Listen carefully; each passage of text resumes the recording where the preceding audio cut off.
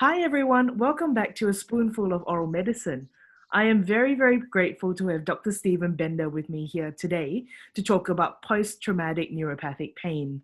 So, I first saw Dr. Bender when he was giving a talk for the Danielle Manfredini's oral facial pain camp, which was held online this year. And it was such a fantastic presentation that I really wanted him to come and have a chat with us today. And I'm so glad that he has kindly given up his time and agreed to do so. So thank you, Dr. Bender, for being here. Thank you for having me. All right. So for people that are not familiar with this format of video, the theme is answering commonly asked questions. So what I've done is that I've gone onto Google to see what the most commonly asked questions are. Now, my guest, Dr. Bender, doesn't know what the questions are. So we'll get started and I'll ask him the questions. We'll have a bit of a discussion. Thank you. So I'm just going to share my screen now.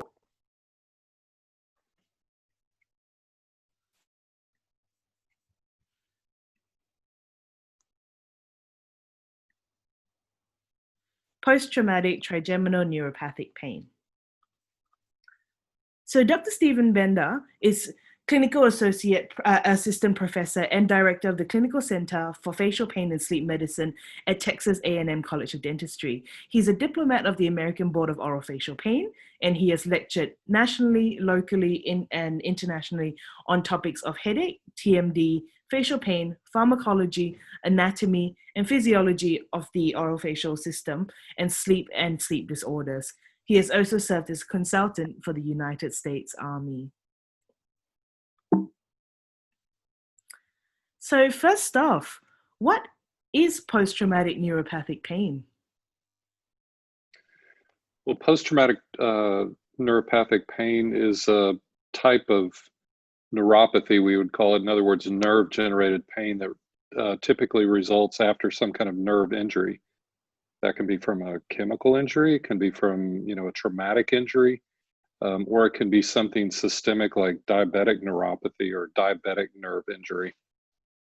Is there a time period in which the injury or the trauma had needed to occur before being diagnosed as this, according to some of the most recent criteria? Well, it does tend to occur in a time frame usually less than 6 months after an identifiable traumatic event. Now, do you know, actually, I think we'll come to this later.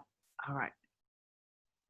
So why are there so many names for it? What are some of the previous names, and why is this the most recent one? Well, some of the previous names would be atypical facial pain, atypical odontalgia, painful post-traumatic trigeminal neuropathic pain, which is probably the most recent until this new rendition. And I think, I kind of tease that a lot of times, the more we try to sit down and figure out names for these entities, the longer the names become. But I think that what we're trying to do is differentiate it from other types of nerve pains, and so we're just doing the best we can to try to get more specific with these entities. So what is the most common cause? I would say the most common cause is going to be some type of what we would typically think of as routine dental work. And that could be taking a tooth out, or an extraction procedure, or an endodontic or root canal procedure.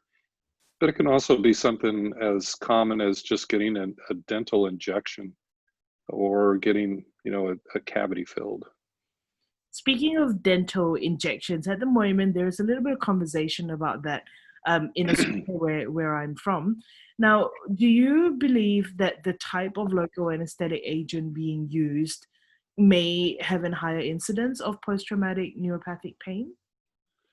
Or Well, the style of injection? Yeah. yeah, I mean, typically you're going to be at more risk with what we call a nerve block as opposed to an infiltration procedure. But just kind of as a general rule, the higher the concentration of the local anesthetic itself, the more prone you are to some kind of nerve injury. So there's not a specific agent that's going to be more liable than another, it has to do more with the concentration of the agent.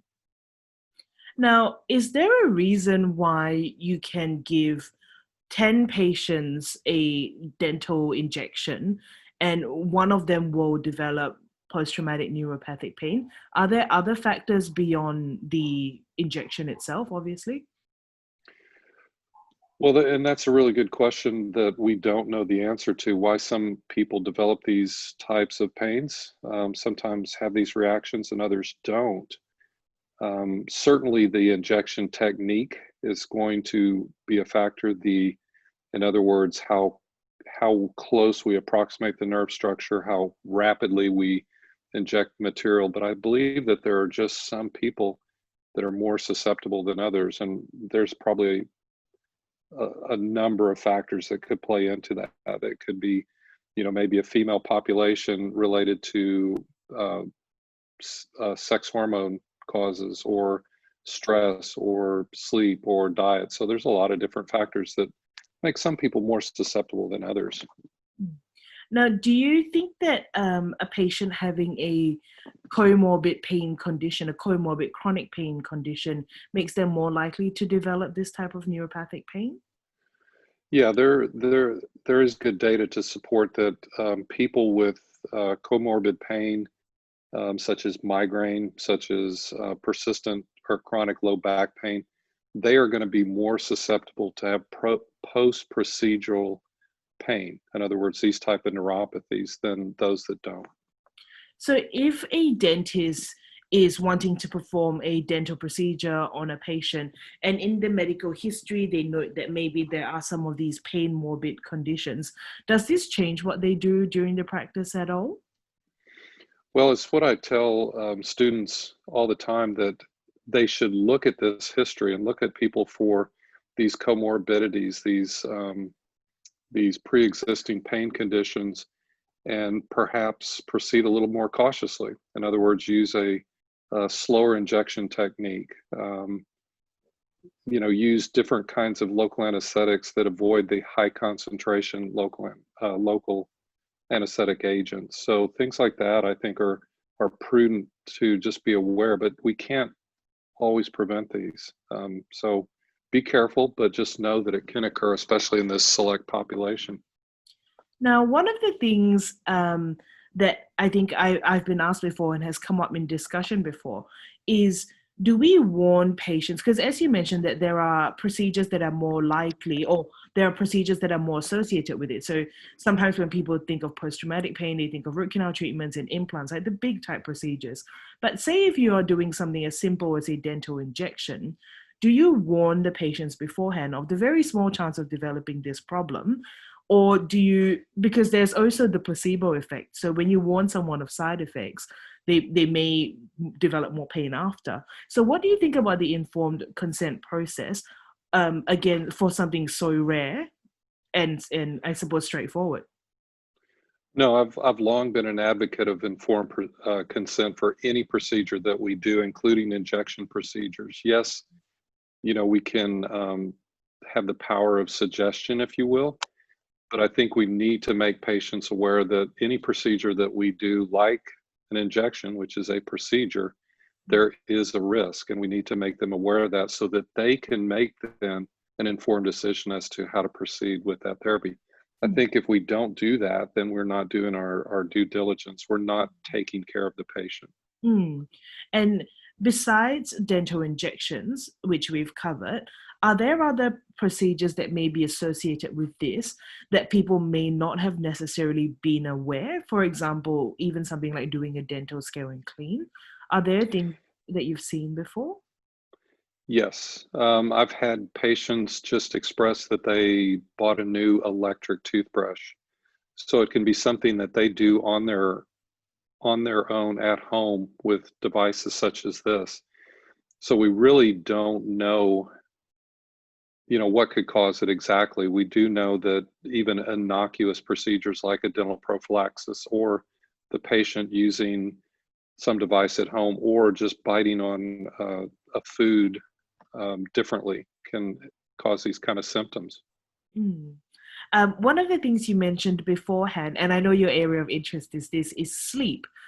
In a nutshell, because I know it's a big topic, why is it so important to know how your patient is sleeping if they're in chronic orofacial pain?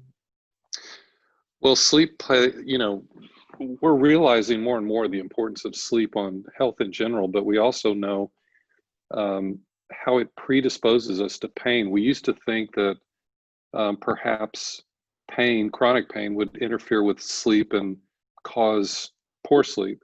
Well, now we're seeing from a number of studies that a period of poor sleep often predicts the onset of new pains more so than the converse. And certainly the onset of new pains and then the chronicity of pain, because if we're not sleeping, we're not allowing a lot of homeostatic processes to occur. And what sort of questions do you ask your patient about their sleep? Like, do you ask them how many hours, or if it's a restful sleep? Are So there yeah, I've over the years incorporated more and more questions about sleep. It used to be, do you snore and how loud or whatever, and do you waken or refresh? But we're asking more and more like, when do you go to sleep? How long does it take you to fall asleep? How many times do you awaken during sleep? What time do you awaken in the morning? Do you awaken refreshed in the morning? So we're just along with the standardized questionnaires, which would be the Epworth Sleepiness Scale, the stop bang to assess for snoring or sleep apnea. We're asking, excuse me, other questions about their sleep. Do they awaken with palpitations? Do they have frequent nightmares? Just as much as we can ask about sleep, just to assess not just are they sleeping, but what is the quality of their sleep? Thank you. So I suppose we've touched on this already a little bit, but can this problem be prevented? The post-traumatic trigeminal neuropathy, Mm. in a nutshell, no, not predictably, but again, there are things that we can do to minimize the risk, and that would be getting a careful history, using proper techniques in our procedures, um, and just assuring, that we do all the things that we can, like use a lower concentration anesthetic if we need to. Very careful about our procedures. Another risk factor is, let's say, if we're doing a root canal procedure or an extraction procedure, if there's preceding pain with that tooth, if there is infection, we know that the risk increases. So if we can minimize infection, if we can minimize pain, then potentially we could minimize these adverse outcomes. Thank you. So say there is a nerve damage. How long does it take for the nerve damage to heal? Usually a nerve is going to regenerate within a 3 to 6 month period of time. And if it doesn't, then we know that we have a potential problem, like maybe a prolonged anesthesia or a long-lasting anesthesia. Now, interestingly, though, we do know that most nerve injuries will heal. Sometimes it takes longer than that period of time, that 6 month period of time, and so that's when we suggest different medications to our patients to try to stabilize the nerve function as much as possible and just help it heal. Hmm. Say if it's, for example, something like an implant, and a practitioner has placed an implant and the patient has signs of nerve damage very shortly after. So maybe within 24 hours, they start developing some hyperesthesia or paresthesia in the area. Is there evidence to show that, for example, removing or reversing the procedure in the acute stage, so in the early stage, actually helps prevent chronic post-traumatic trigeminal neuropathy? Well, I can't cite any studies, but certainly, um, rationally, if we think about it, uh, that potentially has a good outcome if we can remove the insult as quickly as possible. So if we develop this type of response soon after, within 24 to 72 hours, Mm. then we can assume that, or we can postulate that if we try to reverse that as soon as possible, either removing the implant, um, aggressive corticosteroids, something to remove that inflammatory component, our chances of a prolonged pain is lessened. Mm, So that was a long answer to your question. I would say that certainly. Now, I've had some patients, even with longer term pain, mm, that once the implant was removed, and I'm talking about, over 6 months, almost a year, mm. once the implant was removed, they had resolution. We try to avoid that because that's another invasive procedure, but there are some patients that will benefit from that. Mm.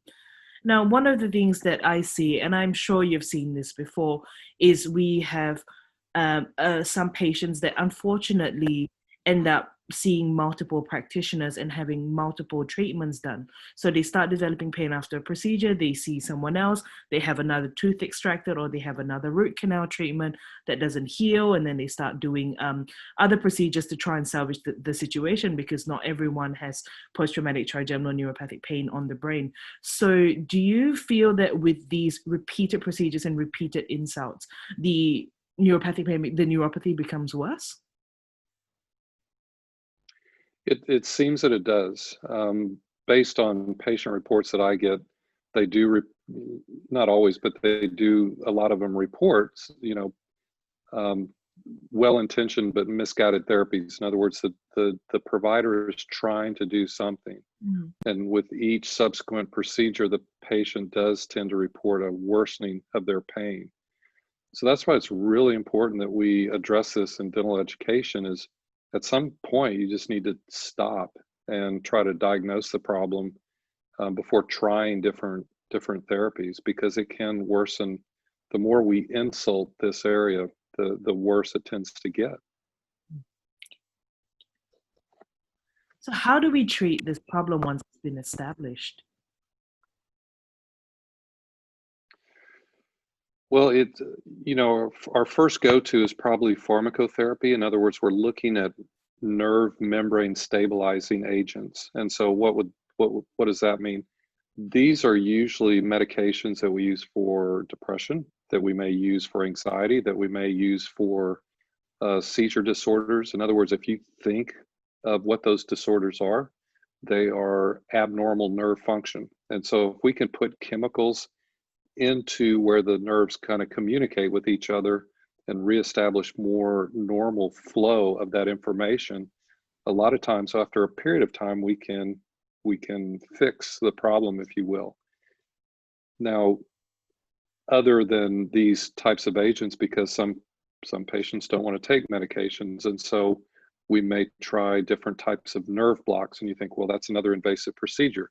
Well, sometimes if we use a type of local anesthetic, maybe mix some steroid with it, we can get an alteration of that abnormal nerve functioning. Sometimes we might use botulinum toxin, which has properties other than its effect on muscle. It has central nervous system properties that alter nerve conduction, and so there's those type of therapies. We can sometimes use topical anesthetic therapies as well, or topical medication therapies as well. So if you have a patient that doesn't want to try so-called medication, so including the topical ones, what anything like capsaicin, alpha lipoic acid, PEA, do you try any of those in your practices for the patients that are not willing or not able to have the traditional medications? Oh, absolutely. I mean, we're going to try whatever we can. And I tell patients it's kind of a trial and error anyway, because we're looking at about 17 different mechanisms where nerves can malfunction, and we're trying to guess which ones, or which one or ones are not working properly. And so we're going to try different things, but if this person is averse to pharmacotherapy, either topical or oral, systemic, then we do look at what we might call alternative or complementary or nutraceuticals. And so we do look at alpha lipoic acid. We do use a lot of capsaicin, which is a type of um, agent that depletes neurotransmitters in certain nerve cells. We might look at magnesium, which has some properties of nerve stabilization. We might look at curcumin or turmeric, which has anti-inflammatory properties. And there's just the B vitamins. So we try to plug in as much as we can with the patient's preferences in mind. And it's going to be different for everybody. There is no magic bullet with pharmacotherapy or nutraceuticals or vitamin supplement therapy. You just have to keep trying different things. Now, this is a question for myself. So, if you try one of these so-called alternative adjuncts or alternative therapies, say, for example, if you are giving the patient capsaicin mouthwash or alpha lipoic acid, how long do you try it for before deciding to move on to the next one? Well, I tell patients that with these types of agents, the probable onset is going to be a little bit longer. When we look at in the headache world, when we're trying preventatives, especially alternative preventatives, if you will, we ask them to give us at least 2 to 4 months. Now, with these neuropathic pains, we hope that it's sooner, but it's going to, with capsaicin especially, that's going to take repeated dosing, and it's going to take, probably 8 to 12 weeks to make a judgment. Do we want to continue this? So it is going to take a little bit longer with the nutraceuticals. I do generally ask my patients to give it a go for about 3 months. So I think that sounds like it's about the same sort of time period. Now, with the capsaicin mouthwashes, do you get it compounded or do you get them to dilute their own? So compounding it's at least in the United States is getting somewhat expensive for patients. There are places they can buy it online, so they can kind of compound it themselves. But I also suggest maybe something like Tabasco sauce, and they can mix like 1 part of that to 4 parts water, start with that concentration, and then just gradually increase the amount of Tabasco sauce with the water. So that's one alternative. Again, they can find it online to compound it themselves, basically. Again, getting it compounded at a pharmacy is getting somewhat expensive for at least here in the United States. Yeah, no, it's the same in Australia. It's definitely cheaper to do it yourself. Now, Now let's talk very briefly about prognosis. So, what is the percentage of what is success for this condition, and what percentage of people achieve that level of what we deem success? So again, I wish I had a good number for you, but we do find, and I think there is good data to support that nerve injuries usually do really well. And by really well, I would say in the 90% of people respond favorably. It may take a while. In other words, it may take a good 6 to 12 months before they feel like they're doing well. It may take longer, but most nerve injury type neuropathies do respond favorably. I do instruct my patients, though, that finding the right treatment is probably the most challenging aspect. But once we do find it, if they're willing to stick with it, that our chances are really good. And I've seen that in my practice. Most people do really well. And we have seen some cases where obviously the chronic pain causes patients distress, or the patients do have depression or anxiety to begin with. So do you work in a multidisciplinary team setting? I always try to work in a multidiscipline setting. I'm not averse, at least in my practice, to prescribe different types of antidepressant agents if I am trying them with the main goal of alleviating their pain. In other words, some of these antidepressants work really well for the pain, and they do tend to reduce anxiety and depression too. But I always try to get them to the appropriate medical practitioner to manage that. In other words, I don't want to manage depression by myself. That's not what I do. But some agents that we give them, they do report, hey, I'm feeling a little better with this. But even with that, I want them to consult their physician about that. Thank you. Mhm. All right. So that's all the questions I have for you today. Thank you so much for sharing your insights with us. Now, I'm going to stop the recording now and then I'll cut it off. But yeah, no, thank you. Thank you so much. That was really helpful. There's been a lot of conversation recently about post-traumatic neuropathic pain. And it's one of the things that I very strongly try to teach students at university because there is this tendency, and I'm not sure if it's the same in the US. We're not recording it.